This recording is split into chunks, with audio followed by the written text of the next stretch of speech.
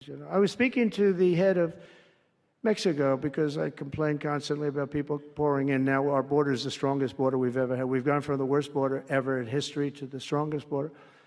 But I was speaking to the president of Mexico, a very wonderful woman, actually.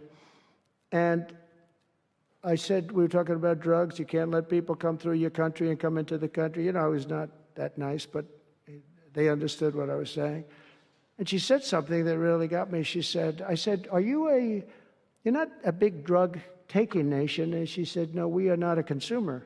And I said, a consumer, what an interesting word. We're not a consumer nation. We're not a consumer of drugs. I said, what an interesting, and why is that? She said, well, we have very strong family values. I said, but we do too. We do too. We have very strong, our families are devastated by what's happening with fentanyl, and China will not be doing, we're going to make a deal with China. They were not letting that happen anymore. And I had a deal, by the way, before I left. I had a deal with President Xi where they were going to give the maximum penalty to anybody making fentanyl and sending it into the United States. And their maximum penalty is the death penalty, and it would have stopped. But when the election turned out to be a rigged election, but that's okay. When an election turned out to be, it was an election that shouldn't have happened. All the things that happened. I'll give you an example. We wouldn't have had October 7th, Israel attack.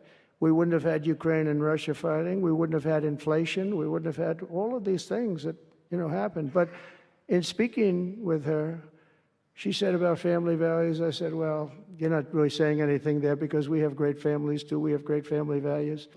She said, plus we advertise a lot. I said, ooh, you mean you advertise about how bad drugs are? Yes, we do. We spend a lot of money on advertising. And I said, unbelievable. That was such a great conversation because we're going to spend hundreds of millions of dollars advertising how bad drugs are so that kids don't use them, that they chew up your brain, they destroy your teeth, your skin, your everything.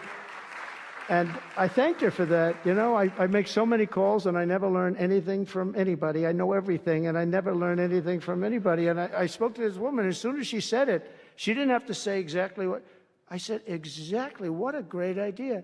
And I think we're going to have, and I saw pieces of it, we're going to go in with $100 million and then another $100 million initially.